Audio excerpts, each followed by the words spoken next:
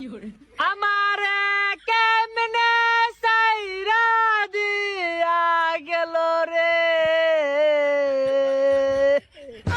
গেছে গারে জনমের মতো গেছে গারে আমার কাছ থেকে বিদায় লইয়া গেছে গারে আমি কেমনে বাচ্চাম রে আমার আর বাঁচার ভূত নাই রে আমারে মাইরা দিয়া গেছে গারে ও মায়া গো ও আম্মা গো তোমরা কি ভাবতাছ মানুষ মরেছে গা আলে না